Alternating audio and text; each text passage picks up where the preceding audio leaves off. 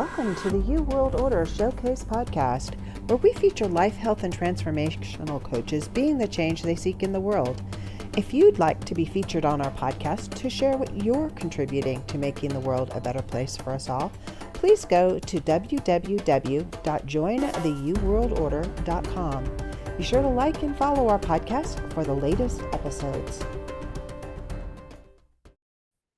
Hi, and welcome to the You World Order Showcase podcast. Today we have with us Roxanne Chaput, and she is the creator and founder of the Illumination Retreat and the Soullular Healing Retreat. Her mission is to bring a revolutionary, holistic, and spiritual approach for the evolution of consciousness on Earth that has yet to have been explored. Welcome to the show, Roxanne. It's really amazing to have you here with us today. Thank you so much, Jill, for having me. It's such an honor to be here. I'm really, really honored.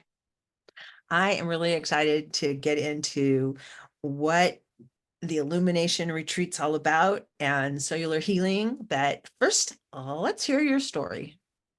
Absolutely. How did you get where you're at? Yeah, ever since I was a little girl, I just had this deep knowingness that I was being called to serve humanity. And I didn't really understand what that was when I was a young child. I remember, just trying to resonate with anyone around me, family, friends, whoever would kind of cross my path. Do you have this burning feeling, like this fire inside of you that you just know that you're meant for something bigger in the world? Like, that you're meant to create an impact. And a lot of times would be like, wow, like that's amazing. But no, like I know I want to be, a lawyer, a doctor. I'm like, well, that's beautiful. But it was something that I couldn't explain. It didn't feel like a vocation. It didn't feel like a career. It felt something different. And I always remember having visions of serving the underserved children and just helping humanity, but it wasn't like a full vision. I didn't fully understand what that was. And I went through my path, and throughout, the entirety of my journey, I always had the archangels around me whispering, always having me in like this shield of positivity, of this bubble that was like impenetrable. And I remember, people around me, a lot of things happened throughout my life. It was very textured, very colorful, a lot of learnings and teachings. And I remember people saying, like, how do you keep like such a positive outlook on life? And it was just, I just had this profound knowingness. I knew that things were going to shift. I didn't understand how they were going to shift, but I always knew that I was being guided and I was being protected. I just couldn't vocabularize that fully. And I went through life, and, life happened, experiences happened. And a lot of the times, conditioned perceptions and perspectives happened as well. And it's not that I lost sight of myself. I always still had that vision, but it wasn't my main focus. My main focus was, doing life, going to school, getting the relationship, getting married, having children, the shoulds of the world. And I ended up in a lot of unhealthy relationships. One, because I didn't even know how to love myself. So therefore, I wasn't able to understand how someone else could love me or what that would actually feel like. And that was, some very powerful teachings in that, and what I allowed, and what I accepted for my life, and what I, deemed myself worthy of. And I ended up getting into, a very unhealthy marriage, and I ended up having 3 beautiful children out of it. But in that marriage, I knew that something was going to change. I knew something needed to shifted, and I knew that I wasn't being honored. And shortly after I had left my marriage, I experienced my first near-death experience. And my whole life, I've always served others. I remember as a young child, I'd be at a grocery store, or, friends of family would come over, and they would always ask for my guidance. They would share their deepest secrets. They would share their whole life. They would be so vulnerable with me. And I remember my mom and my dad being like, wow, like you should really be like a psychiatrist or a psychologist. And that just never spoke in the resonance in me. That's not what it was. And so I ended up taking that path. I ended up, serving other people, and, always being that person that would offer guidance and wisdom. And I didn't understand that that was part of what I was being asked to do. I was just doing what felt in alignment. And when I had my first near-death experience, it really kind of came to me that I wasn't serving the way that I was meant to. It was a deep awakening. It was like a, an earthquake awakening where your whole body, your whole nervous system, everything just gets reset. And, those deep riveting questions, why am I doing what I'm doing? Why am I in the relationships that I'm in? Why am I on the path that I'm on? Am I serving the way that I'm intended to serve? Do I feel in alignment? Do I feel fulfilled? Am I happy? All those deep questions started coming into perspective. And there was a lot of introspection and a lot of years of really trying to establish what was my belief system, what was the fundamental belief system that I was. There was so much deconstruction that had to happen from, previous like limited beliefs, values, conditioning, that I literally had to really sit with, is this actually my truth or is this someone else's truth? And that brought me to a whole new, perspective and mindset, but then also allowed my consciousness and my awareness to start developing a little bit more intensely. And then I experienced 3 near-death experiences shortly after that, simultaneously after one another. So it was just like a period of like deep awakening, deep awakening, deep awakening, and just incredible path. Would you equate that to what some would consider a Kundalini experience, your near-death experiences, or is it totally different? Yeah, totally different. Kundalini is definitely like a reawakening of the spine and the sensory systems and the energy Mhm. centers in the body. This was more of like the soul came back into the body. There was like this disconnection from the soul, and the soul resynced to the body to be like, this is not what we came here to do. This wasn't your sacred purpose of what you signed up for. You're not honoring your soul contracts. You're not honoring the path ahead of you. That was more that kind of awakening. And was it, I'm just asking you these questions Yeah. because I've I've talked to a lot of different people and people that have had near-death experiences. Sometimes I will talk to people who have had near-death experiences and they'll say that they're not the same soul that started in their body. Are you the same soul that started in your Yes. body? Yeah. So there's walk-in consciousness, right? Walk-in Yes. souls that kind of come in. As a shaman, there's a lot of our work that happens, especially when there's traumatic events that happen or an NDE that happens where they're going through, transformation. They don't feel like themselves. There's a lot of moving pieces there. It's not always an additional soul walk-in that has happened. Sometimes it's soul attachments and things that are happening within the energy field. So it's really distinctive depending on who it is. So we have to remember that every time our soul leaves the body, it has the opportunity to change and it has the opportunity to be able to go back to the creator, right? That's when we do astral projections. That's why it's so important to come back and be regrounded into the body because the soul is limitless, right? So it's not bound by the wick of the candle if it's already in flight, if that makes sense. So for me, I still very much felt like the same me. It was more of like this light that was turned off, finally turned on. And it was like, what are you doing? Like, this is not the course that we were meant to take. But everything else felt the same. My emotional body still felt the same. Everything else felt the same. Interesting. Interesting. Mhm.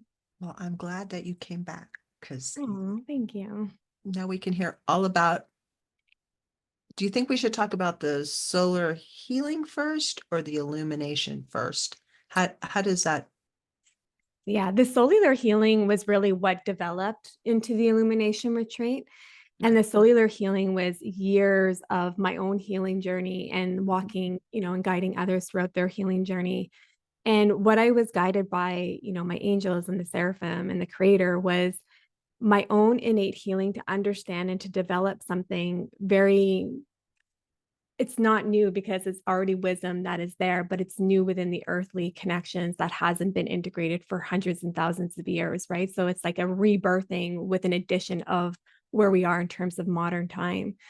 And that rebirthing period of cellular healing it was like this vast experience that I had to go through with the elders. So I'm part of a Native American tribal community here, which is called the Métis tribal community.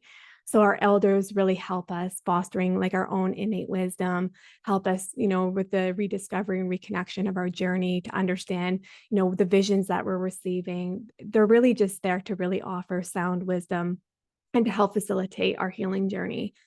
And I always believed in working very closely with, some of the elders, some of the shamans, some of the mentors, just because I felt like that offered me a perspective that wasn't being calibrated from the ego, and it was calibrated from the soul self, and that I was being put in check if I needed to surrender, and go like death if needed. And for me, it was just like this beautiful journey of really understanding all of the multidimensional self. So we are not just, mind and body. We're mind, we're body, we're sensory system, we're emotional body, we're energy centers, we're energy, we're cellular. There's so many aspects. We're intellectual body. We have a physical body. We have all of these bodies that are within us.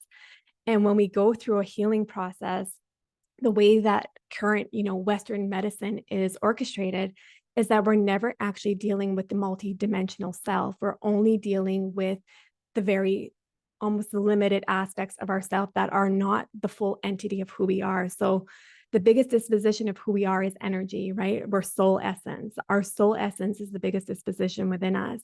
So if we are not healing at a cellular level, if we're not healing within the energy fields, we're not actually healing, we're band-aiding solutions. So when we see people that are going through, I've worked in healthcare for almost 20 years, when they're going through neuropsychology or they're going through, counseling services or, anything of that nature, or even like surgery or things like that, because I worked in the cancer center for so long. If they're not healing like multidimensionally, they're not fully healing. They can have a perfect surgery in their lines, everything, all their margins are great. But at the end of the day, if their body doesn't accept the healing and doesn't allow the regeneration to happen, a lot of times they don't heal properly. And obviously then they become a little bit more palliative. So I've witnessed so much in my 20 years of being in healthcare. So that kind of added to when I was working with the mindset, it was understanding, okay, my first my first understanding was to really understand the intellectual body, really to understand the intellectual mind. How does it work? How is it calibrated? How does it make decisions? Like, what are my belief systems that are sitting in there? What are my fears that I'm actually, deriving my life from? It was almost like this intellectual understanding of how my mind was calibrated, and it wasn't functioning for me. It was actually working against me, because a lot of times I was living in fear. I was fearful of, outcomes that were never even going to come to fruition, or I had belief systems that were continuously limiting in love, health, in business, all of these aspects of my life that were actually really impacting my life. So it was about really understanding the intellectual body and being able to rewire the brain to be able to understand what, again, like what was my truth? What were my belief systems? What were things that actually resonate within me, within spirit as well? Like, what was that full alignment for me?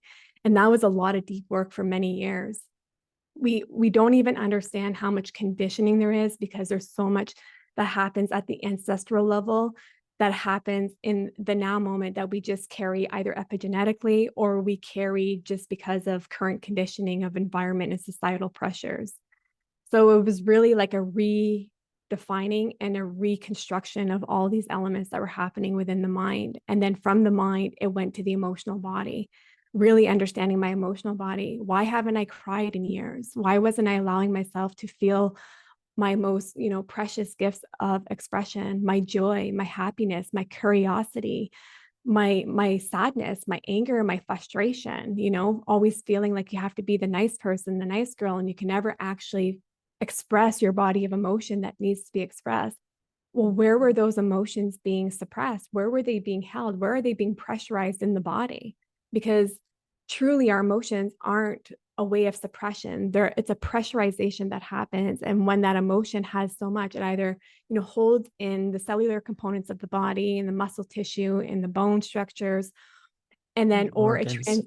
yeah, in the organs, or it transmutes into something completely different: anger, depression, anxiety, all of these elements, right? So it was really understanding, now how do I move these emotions out of my body? How do I become, comfortable and accept my emotional vulnerability, and to allow my tears of happiness to come back, and allow my joy, before Christmas when you were a child, how do I allow that joy to naturally come back and be in that constant state of joy when I feel joy? So it was a lot of rediscovering, a lot of expression of emotion, a lot of somatic movement, releasing things out of my tissue so that I could actually release the emotion so that it feels like it was acknowledged, and then I can transmute that energy back. So a lot of happened in the emotional body, and then from the emotional body naturally happened with the physical body because they kind of worked in tandem.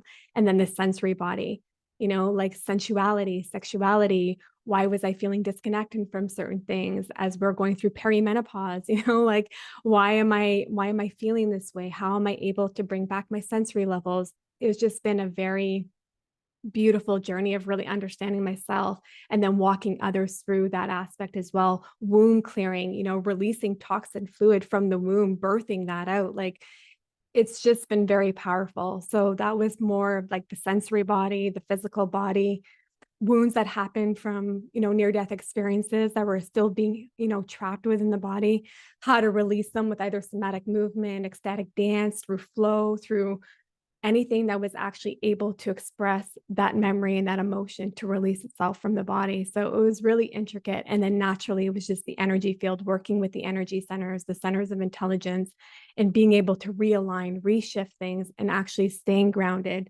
staying within my inner peace, staying in my inner fulfillment, and really understanding that. And then teaching what I was taught, forward, essentially, was how cellular healing was developed. And so when people come to your retreats, are they two separate retreats, or are they, Two separate. which cover, okay, so they're two separate retreats. So one should go on one retreat before going on the other kind of retreat, so Yeah. that is there like a learning escalation? Yeah, so really there really can be entry level at any of the retreats because it'll speak to them how the way that it will resonate with them in the retreat.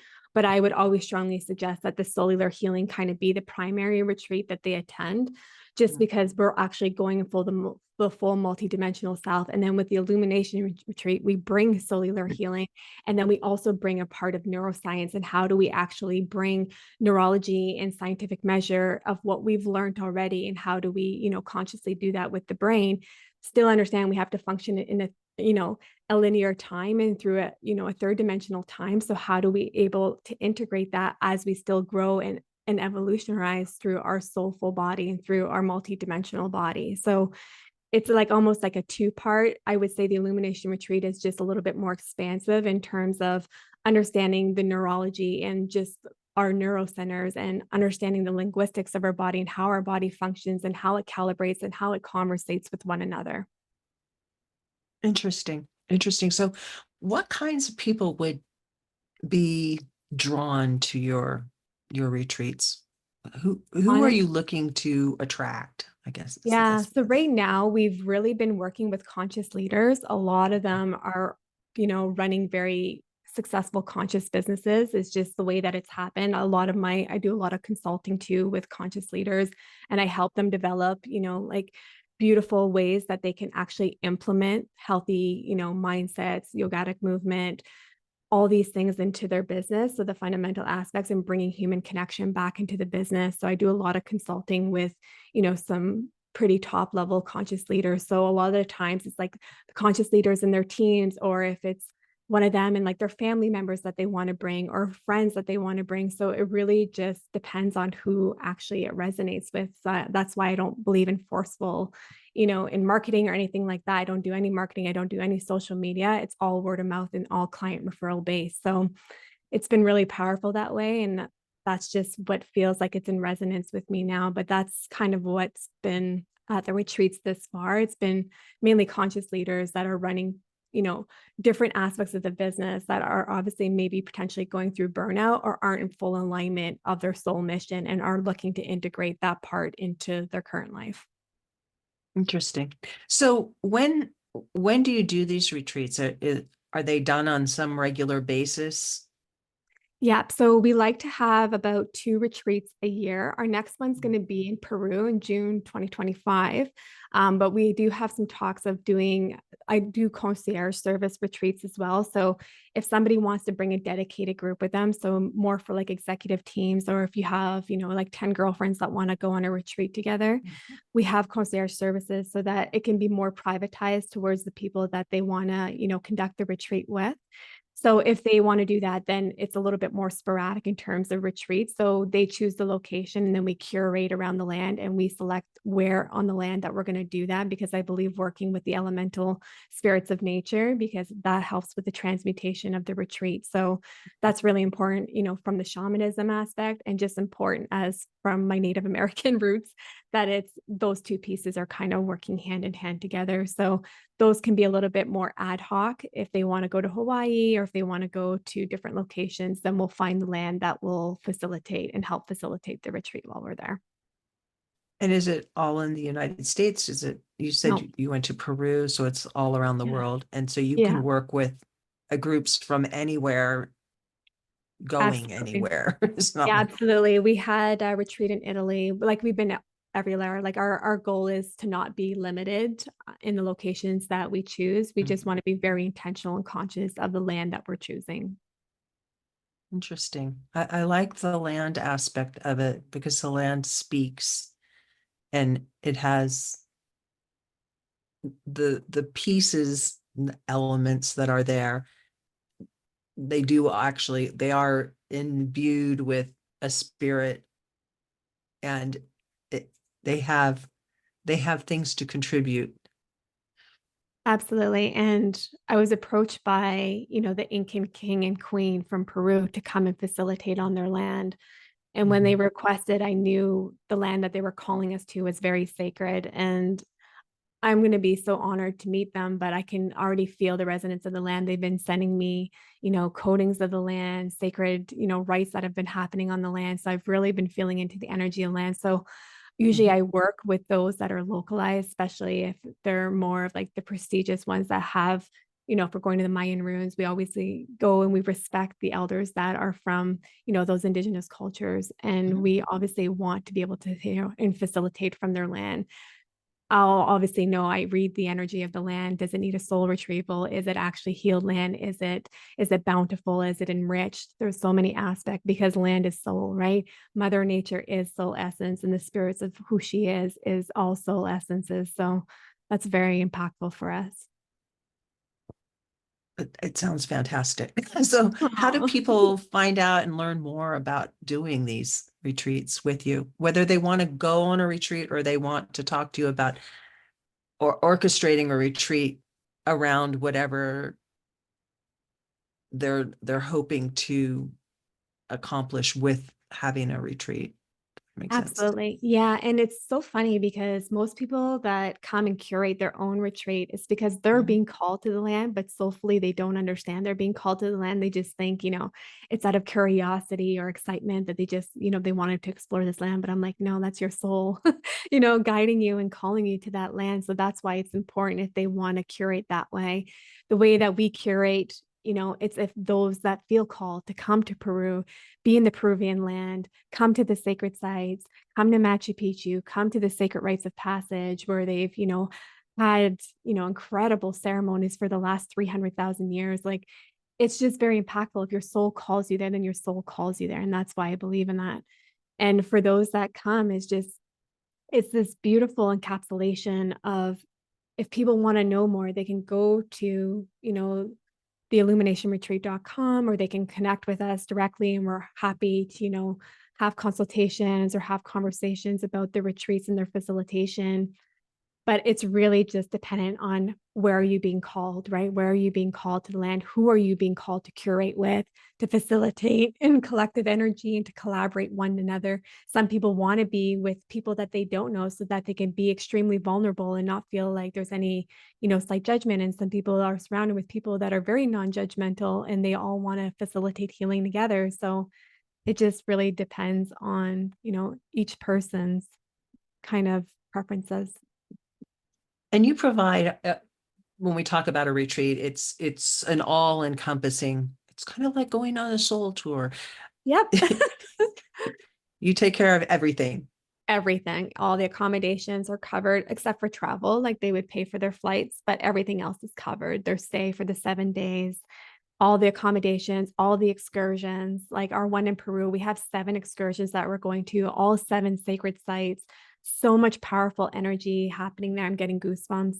So many activations, so many, trance healings that are going to happen within those mountains and those spaces. But as a shaman, it's really important that we are able to hold that space with the ground, with the earth, with the elemental wisdom and the other spirits that are around, right? So it's going to be powerful. I've experienced some healings, I would call them, but I've had some experiences with sacred sites in my life because I lived in other countries and my parents were really big on taking us places. I love that. So we went to a lot of temples when I lived in Japan, and I've seen some amazing things and just being in different places. Like I can remember different mountains that we were in had different feelings around Feelings. them. And when we lived in Italy, we went to I don't to this day know where the place was, but it was a sacred chamber and it was under the ground and there was an altar and there was a hole. Lamarque? Could be. It was Because close to I did Naples. I hosted a retreat there and they had that exact, but Italy is so ancient that they probably have quite a few of those ceremonial chambers, I would think, just because Italy is it's such Yeah. like expansive land. But I'm thinking maybe Lamarque because that's what it's really renowned for. Is it close to Naples? Yeah. Yeah, that's probably where it was then. Wow. Thank you for that. The energy in there is magnificent and a lot. And I was really young at the time, but it stays with me. The energy, I Yeah. can still feel the energy that I felt when I was there when I was young. It just, I didn't understand any of the things they were talking about. All I know is what I felt. So, And that's the most important thing, right? Is that feeling. It's that mhm, feeling of understanding, that understanding, that knowingness. That's the feeling. It's not about the knowingness of the intellectual mind of the logical mhm. sense. It's that profound knowingness. Yeah. And you really only get that by traveling and by being in these places so that you can experience it. And it's all about an experience. It's not about a thought or what you're thinking about it. It's not about learning anything. It's all about integration and how it becomes part of who you are. And it can never go away. It just it's like immersing yourself in a frequency and your body becomes The frequency. part of that frequency. And Well, it's that soul connection, right? It's like mhm, we're all interconnected. And when we come into soul absolutely. connection, that resonance is now within our energy field and our cellular field. That resonance will always be there. It's now in the cellular memory at this point, right? So that's powerful. That's what the power of our energy is. And that's why our energy is so important. Our cellular field is so important. And it really is important for people to have these experiences because they take them back and they carry them with them wherever they go. And then Absolutely. as you vibrate, if you send out that vibration to those around you. And so Triple effects and it just ripple effects throughout everyone. And I always say, like, when we're in deep retreat, is that this isn't just going to impact you and your soul essence right here. It's going to impact the next 100 people that you're in connection with, if not more, right? Because mhm. when we feel inner peace and we feel in high resonance and we feel in alignment and we feel, in this calmness and this knowingness and then in this trust, we are emanating that outwardly and we're projecting that outwardly, which is a very beautiful and healthy energy. And people feel the energy. We don't need to speak, we don't need to say anything. They feel the calmness of the energy, they feel the wisdom of the energy, and they want to embody. And how do I embody? And that's how that ripple effect starts to happen. I think of a shaman and priest that I've encountered in my life, and all you have to do is walk by them. Yeah, You never even have to talk to them, but you can feel it. Their energy is different. It uh, it just puts you in a different place. absolutely. So, Absolutely.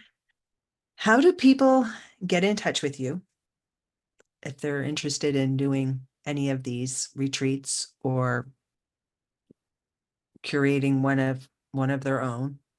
Absolutely. They can connect with me at the illuminationretreat.com. My contact information is there as well. I don't do any social media. And I do blogging as well. So I do a lot of spiritual writing and things like that of that nature. No book, but a lot of spiritual writings of my experiences and what I've witnessed, in my practicum and through my teachings with the elders and just within my own innate self. And that's kind of where I share from. So whatever resonates with someone, that is, that's the piece that is meant to resonate with them. Awesome. This has been an amazing conversation, Roxanne. I really appreciate you joining me. So, what is the one thing that you hope the audience takes away from this conversation today? I feel like the one thing that is really kind of sitting on my heart is, you're so incredibly powerful. And sometimes it's really hard to realize and to acknowledge and to accept the power that you have within you. And I just really strongly encourage people to really truly believe in themselves. And if you're going through anything that is challenging, anything that it feels like it's, a huge learning or a huge teaching that's happening in your life and that it's unfolding before you, that you're not alone and, you know, you're able to rise and you're able to heal in every aspect of who you are. You don't need anything external from yourself. You just need that reconnection to yourself. And I just love everyone. And I just wish everyone, peace and fulfillment and true inner love and acceptance. I love that. Thank you so much for joining me. Thank you, Jill, for having me. It was an honor. Thank you for joining us for the You World Order Showcase podcast. Remember, if you would like to be featured on this podcast as a life, health, or transformational coach, please visit www.jointheyouworldorder.com. We look forward to talking to you next time as we present another life, health, or transformational coach being the change they seek in the world.